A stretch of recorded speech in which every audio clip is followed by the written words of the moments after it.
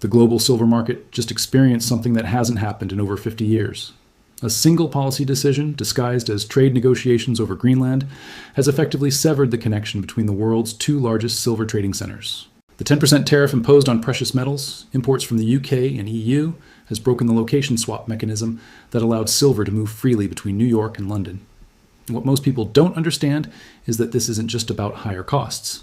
This has fundamentally altered how silver price discovery works worldwide. For decades, silver markets operated on the assumption that metal could move efficiently between major trading centers. The London Bullion Market Association and the COMEX in New York maintained pricing harmony through sophisticated arbitrage mechanisms that kept regional price differences minimal. Banks and trading firms could buy silver in London and sell equivalent positions in New York or vice versa, capturing small price differences while keeping global markets synchronized. This arbitrage system, known as location swaps, required the physical ability to move metal between markets when price differences became large enough to justify transport costs. The mechanism worked because transportation, insurance, and handling costs were predictable and relatively small compared to the profit opportunities from price differences between markets. The Greenland Tariff changed everything overnight. What appeared to be a negotiating tactic in discussions about resource rights and territorial access has created unintended consequences that are rippling through global commodity markets. The 10% tariff applies to all precious metals, imports from the UK and European Union, ostensibly to protect American mining interests and encourage domestic production.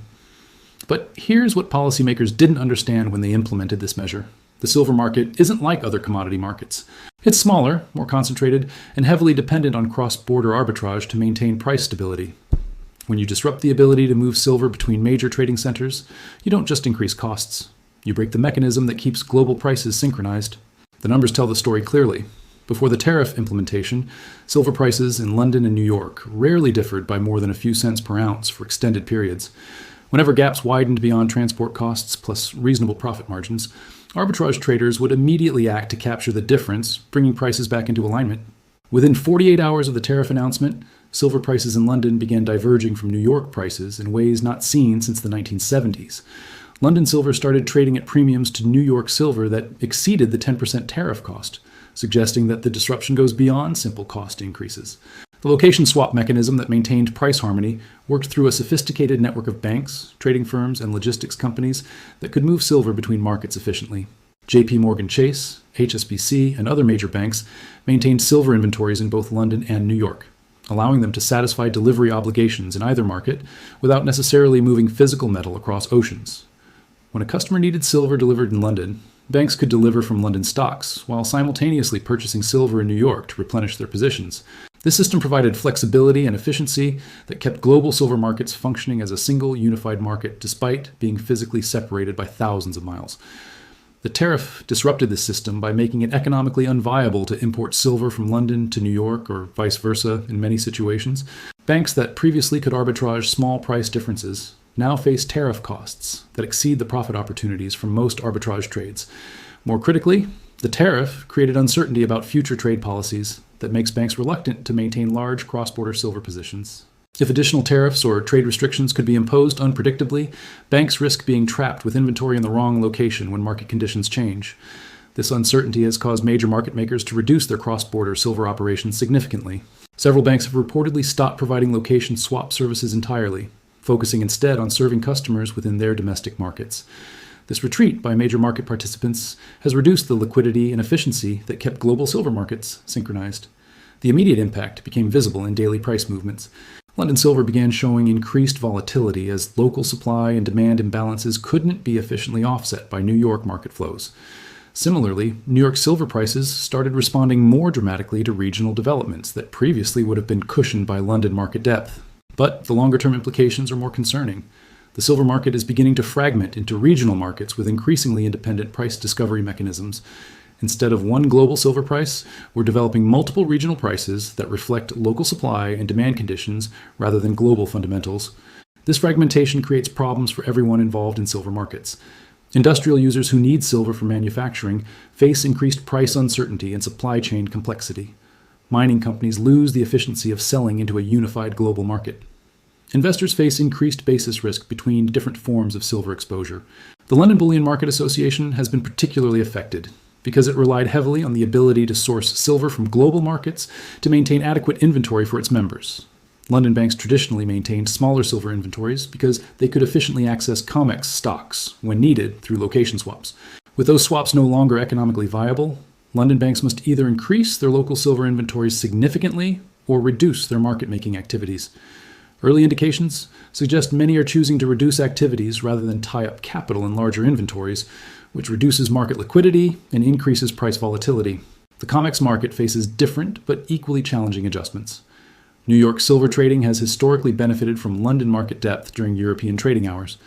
When London markets were active, COMEX futures could maintain orderly trading even outside New York business hours because arbitrage connections provided price stability. Without efficient arbitrage connections to London, COMEX silver futures show increased overnight volatility and wider bid-ask spreads during European trading hours. This reduced efficiency increases trading costs for all market participants and makes silver futures less attractive as hedging instruments for industrial users. The industrial impact extends beyond trading efficiency issues. Many companies with global operations relied on the ability to purchase silver in whatever market offered the best prices at any given time. Automotive manufacturers, electronics companies, and solar panel producers could optimize their supply chains by sourcing silver from London or New York, depending on market conditions. The tariff has forced these companies to restructure their supply chains around regional markets rather than global optimization. Companies with manufacturing facilities in different regions must now maintain separate silver supply relationships for each region, increasing complexity and costs. Solar panel manufacturing provides a particularly clear example of how this fragmentation creates operational challenges. Major solar manufacturers operate production facilities in both the United States and Europe. Previously, they could source silver centrally and distribute it to production facilities based on manufacturing schedules and market prices. Now, these companies must maintain separate silver supply chains for their American and European operations. They cannot efficiently transfer silver between facilities when production schedules change or when regional price differences would justify reallocation. This inflexibility increases costs and reduces operational efficiency. The investment implications are equally significant. Silver exchange, traded funds, and other investment vehicles that hold physical silver face new complexities in managing their holdings. ETFs that previously could source silver from global markets now face regional constraints that affect their ability to minimize costs and maintain efficient tracking of silver prices. Different silver ETFs may begin showing performance differences based on which regional market they primarily access for metal purchases and sales. American ETFs sourcing silver primarily from COMEX may perform differently from European ETFs accessing London markets, even though they're supposedly tracking the same underlying commodity. These performance differences create basis risk for investors who assumed that silver exposure was essentially identical, regardless of which specific investment vehicle they chose. Investors may need to consider which regional market their silver investments access, rather than treating all silver investments as equivalent. The fragmentation also affects price discovery in ways that create new trading opportunities for some participants while creating new risks for others. Sophisticated traders with access to multiple regional markets can potentially profit from price differences that persist longer than they would have under the previous unified market structure. However, most retail investors and smaller institutional participants lack the resources to access multiple regional markets efficiently. They may find themselves disadvantaged by price movements in regional markets they cannot access, even when those movements don't reflect fundamental changes in global silver supply and demand. The timing of this market fragmentation coincides with other structural changes in silver markets that compound the disruption. Industrial demand continues growing while mine production remains constrained. Investment demand has been increasing as investors seek inflation protection and portfolio diversification. These fundamental pressures would have created silver market stress under normal circumstances. The additional complexity of market fragmentation makes it much more difficult for normal arbitrage mechanisms to relieve supply and demand imbalances efficiently. Regional markets that develop temporary surpluses cannot easily export excess silver to markets facing shortages. This inability to balance supply and demand globally means that regional price differences can persist much longer and become much larger than they would have under the previous system.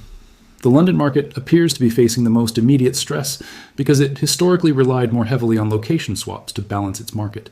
London silver trading volumes have declined noticeably as banks reduce their market-making activities and customers seek alternative sources of supply. Several major London bullion banks have reportedly reduced their silver trading operations or increased minimum transaction sizes to reflect the higher costs of maintaining inventory without efficient access to COMEX stocks. This reduction in market-making capacity increases bid-ask spreads and reduces liquidity for all London market participants. The COMEX market initially appeared less affected, but problems are emerging there as well. Without efficient connections to London markets, COMEX futures face increased basis risk relative to physical silver markets in other regions. This basis risk makes COMEX futures less effective as hedging instruments for companies with global operations. Trading volumes in COMEX silver futures have become more concentrated during New York trading hours, with significantly reduced activity during Asian and European time zones. This concentration reduces the effectiveness of silver futures as 24-hour risk management tools for global businesses. The policy response to these market disruptions has been limited and poorly coordinated. Trade negotiators who designed the Greenland Tariff appear to have been unaware of how precious metals markets function and didn't anticipate the systemic effects of disrupting location swap mechanisms. Attempts to create exemptions for financial market operations have been complicated by the difficulty of distinguishing between commercial arbitrage trading and industrial supply chain operations. Both activities involve moving silver between regions, making it challenging to design targeted exemptions that address market functionality without undermining the tariff's intended effects. The European Union has considered retaliatory tariffs on American precious metals exports, which would further fragment global silver markets by making it expensive to move silver from the United States to European markets. Such retaliation would complete the separation between major silver trading centers. Industry groups representing silver users have petitioned for tariff exemptions, but these requests face political resistance from mining interests that support protection for domestic production. The conflict between financial market efficiency and domestic industry protection appears difficult to resolve through existing trade policy frameworks. Meanwhile, market participants are adapting to the new environment in ways that may make the fragmentation permanent, even if the tariff policies change. Banks are restructuring their operations around regional rather than global market presence. Industrial users are redesigning supply chains to reduce dependence on cross-border silver flows. These operational changes require significant investments in new systems, relationships, and processes. Once companies complete these adjustments, they may be reluctant to restructure again, even if policy changes make global integration possible again in the future. The silver market may be experiencing a permanent shift toward regional rather than global integration. This shift reduces efficiency and increases costs for everyone involved, but it may be irreversible given the time and expense required to rebuild the location swap infrastructure that maintained global market unity. The broader implications extend beyond silver to other precious metals and commodities that rely on similar arbitrage mechanisms to maintain global price unity.